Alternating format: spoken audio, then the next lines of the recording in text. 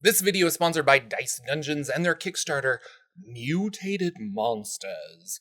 Upgrade and enhance your D&D 5e monsters with this book of legendary creatures. 120 new monsters, new items, monster lairs, plus mutated monster decks. Now these cards have the unique abilities that you can pick randomly or choose the ones you want to apply a mutation to any monster. This project is fully funded, but you don't have long until it ends, so check out their website by going to mutatedmonsters.com for samples and more.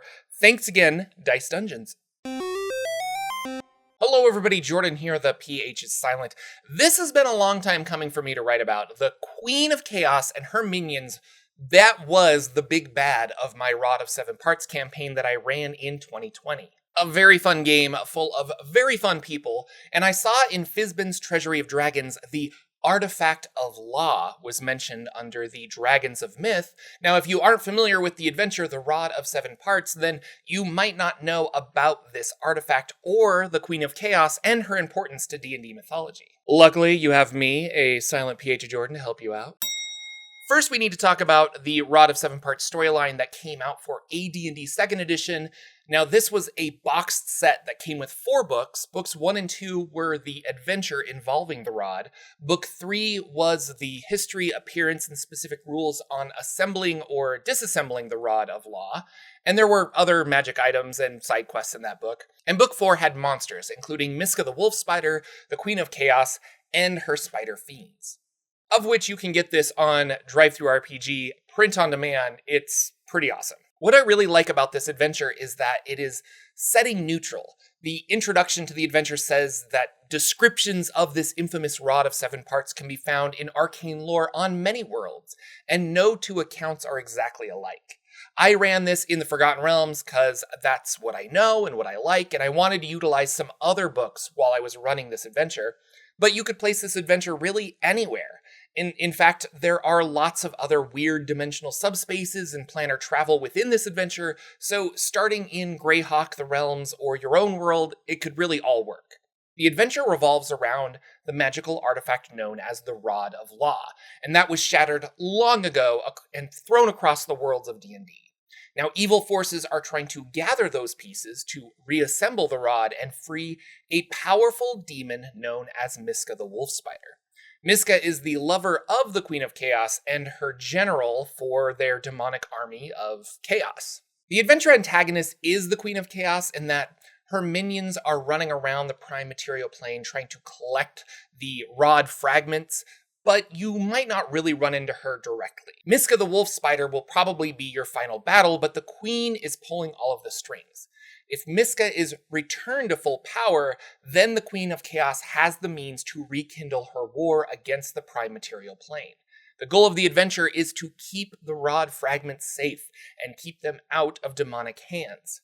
You can't let the minions of chaos gain control of the Rod of Law. It's a classic fetch quest adventure, lots of fun. I highly recommend it. There isn't a 5e conversion out there, but I ran it as a 2nd edition version using 5th edition. It can be done. If you're interested, you can watch or listen to the Rod of Seven Parts 5e game that I ran on Nerd Immersion's channel. I just kind of converted the module as I went along. I'll put a link to the playlist in the doobly-doo, but if podcasts are more your style, I did upload the entire thing to my Patreon as audio only. Now, there won't be spoilers to the adventure if you want to play, read, or listen to it. Rather, I'm going to talk about the mythology of the Queen of Chaos, her rise to power, and ultimate downfall. The lore has evolved over the years. Originally, the Queen was a native of Limbo who ruled a realm called the Steaming Fen. But the Steaming Fen was moved to the Abyss because, well, demons live in the Abyss, and so she was probably meant to be there anyway. When Oberiths were all the rage, the Queen of Chaos was updated to be an Oberith demon that rules the Steaming Fen, which was then turned into the 14th layer of the Abyss. She has a unique ability to create chaos gates. These are minute-long doorways that allow creatures to go to and from her abyssal lair to the prime material plane. They could be small, allowing small creatures or an arm to go through and grab something quick, or they can be large enough for a few spider fiends to make their way through. It specifically says she can connect to every prime material world where her agents are active. In looking for the Rod of Seven Parts, she has stolen a great number of magical artifacts. And because of that search, the Steaming Fen, although a swampy island in a sea of churning abyssal sludge, is home to magical treasures looted from every prime material world. The story of the Rod of Seven Parts is the story of law versus chaos. Early D&D alignment was law, neutrality, and chaos. Law represented stability in life, where chaos was utter destruction. The demons of the abyss, including the Queen of Chaos, are pure chaos, and they want to bring destruction to the universe. In the very early days of the multiverse, the age before ages, the Queen of Chaos started a war against the forces of law. She had many Oberth demons with her, but to succeed, she needed the cooperation of the Tanari. Now, if Oberths are the embodiment of chaos, the Tanari are the incarnations of evil to that chaos. To gain the loyalty of the Tanari, she took a Tanari lover known as Miska the Wolfspider. Miska was an unstoppable general, a huge demon that looked like an armored spider.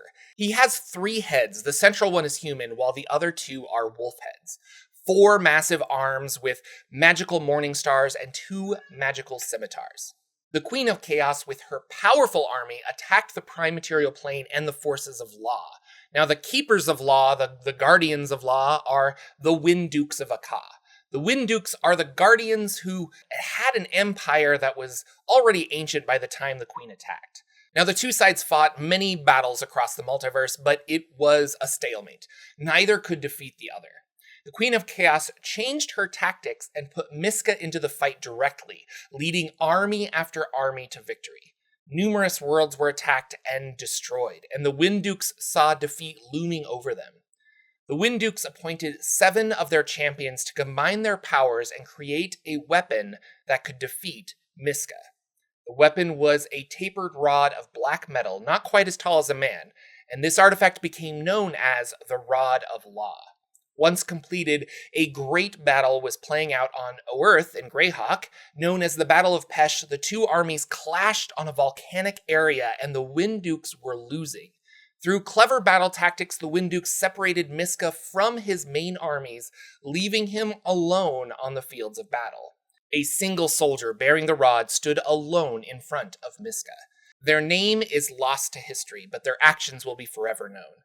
This person flew at his enemy and drove the rod into Miska's body like a spear, sacrificing themselves in the process. Miska was hurt and wailed so loudly that every demon and soldier on the battlefield could hear him. The absolute lawful magic that imbued the rod was corrupted by the chaotic blood of Miska. The 2 absolutes were never meant to mingle, and as Miska screamed, the fabric of the multiverse was ripped open.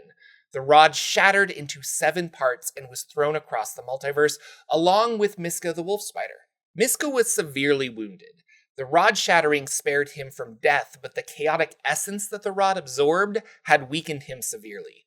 The Wind Dukes eventually caught Miska, retreating back to his citadel, and imprisoned him in a cocoon of pure law, and hid that in the depths of Pandemonium, where many terrible items have been hidden or exiled. Without Miska, the Queen of Chaos retreated, the war was over, and some things that should not have been forgotten were lost. History became legend, legend became myth, and for a time now, the rod has passed out of all knowledge. None but the greatest scholars know of the Wind Dukes, and even then they reference only a few legends. The cocoon of law, Miska's prison, is lost if it ever really existed. The story of the Queen of Chaos is used to frighten children. Stay out of the swamp, or a tentacle might get you. The 7 fragments of the rod have been found a few times throughout history, but those who discover one never really knew what power they held. Whenever the fragments came together, the Queen of Chaos sensed it and sent her minions because she believes she can free Miska if she assembles the rod herself. Because of this, the rod is considered a harbinger of doom. Where it goes, demons follow. Now, the Queen of Chaos is gargantuan and disgusting. Her lower torso is a mass of mauve tentacles, much like a giant squid's. Her upper body is that of a large humanoid woman with green hair and vicious eyes. She is roughly 90 feet from the tip of her head to the longest tentacle, standing 25 feet tall normally. Her weapon is a huge magical trident tied with spider silk, so she can throw it and pull it back to her for another attack. The poor man's Mjolnir. Under her tentacle is a razor-sharp beak, and she is a 20th level caster with deadly spells. 3 times an hour, the queen can cast Chaos Gate to bring in demons to her location, or send her tentacles out to search for the rod. Now, because of the lawful power of the Rod of 7 Parts, the Queen of Chaos can't actually touch it. Her and her minions have found a way around this using telekinesis, but it makes it difficult to assemble the rod. However, if she can gain the fragments and assemble the rod, she believes it can heal Miska and free him from his prison. Both Miska and the Queen want to finish the war they started, to destroy the forces of law and conquer the Prime Material Plane. I really love this adventure, and I hope you enjoyed listening to the lore of the Rod of 7 Parts and the Queen of Chaos. If you are interested in our actual play of the Rod of 7 Parts, check out Nerd Immersion's playlist below, or consider becoming a patron. All of the audio is uploaded there. The powers of the rod are really interesting, and that perhaps is a topic for another video. Thanks again, Dice Dungeons, for sponsoring this video. Please check out their new 5e book, Mutated Monsters, with mutation decks to aid in your 5th edition D&D game. Thank you for watching, everyone. Let me know in the comments below if you've ran Rod of 7 Parts. I have links to the PDFs and a bunch of resources in the doobly-doo below. I will see you all in the next video.